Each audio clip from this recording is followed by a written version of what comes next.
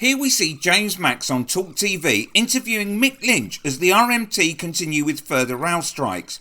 You've heard a lot of all of this before, it's the same talking point. Shouldn't the RMT care about disrupting commuters? Never any questions on how the government is giving taxpayers money to subsidise the private companies during these strikes, but that's just run-of-the-mill stuff. It's left to Mick to expose the corruption and mismanagement as the interviews put forward the same tired argument, oblivious to the wider story. This interview becomes more interesting after this question when James says he won't be supporting the strikers.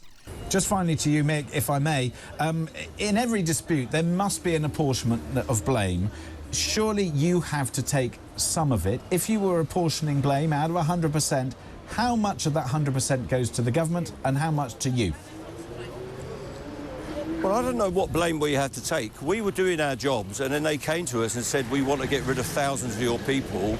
We're not prepared to give you a pay rise.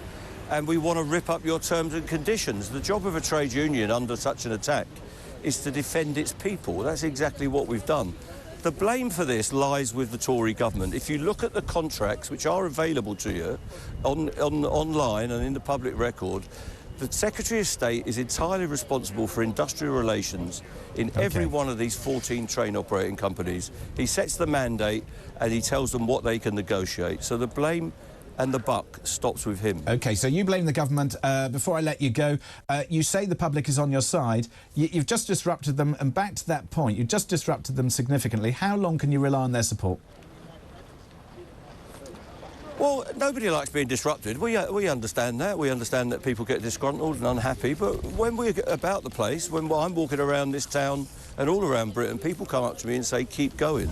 People toot their horns here. People stop their vehicles. People will be out on our picket lines all across Britain today. I'm afraid you won't get that. Cornwall, and they'll be supporting us. All right, well, you won't get that support from me, Mick Lynch. However, thank you very much indeed for joining us. Why not? Look, I think you should get a pay set. You could support us if you wanted. I could support if I wanted, but the thing is, I don't see the picture that you see. If your members were prepared to change and adapt with technology, great. If your members were prepared to understand... adapt to technology. OK. We are prepared to change and adapt to technology. We're not riding round on steam trains, are we? Well, We've got some of the most advanced rolling stock, and my members look after it. Yeah, which we, the taxpayers, are paid for. Using advanced technology every day. Yeah, and so why do you give that money to the private sector operators when they're not running trains? Well, they should be running trains. Why is the government subsidising this dispute? And why don't you have a go at them rather than at our members? Don't you worry, I'll be having a go at them because I think they've negotiated as badly about this as you have. Ask them why they have received £900 million in indemnity for not running trains during this strike. Well, I think, yeah, but I would ask you why... during this dispute. Fine, I understand that, but my members don't get paid. My members have to make the sacrifice, standing here and the people paying the bills are not receiving the terms that you are asking for, and that's the biggest problem. You're asking for money that they are not getting, and you're expecting them to pay it. Yeah, so that's why we support nurses, we support teachers, we support Amazon workers and any other worker that's seeking a pay rise and decent pay. And the great big money tree that doesn't exist. And we will stand in solidarity. I bet you will. Great big money tree? You are joking, aren't you? No, the great big money tree. Yeah, you just wait for that. You want to look up the facts about it and see what the government has wasted. Mick Lynch, you and I could argue. See how much they're going to waste on the COVID inquiry and stupid legal. Oh yeah, so let's not look into history and all the mistakes that were made there.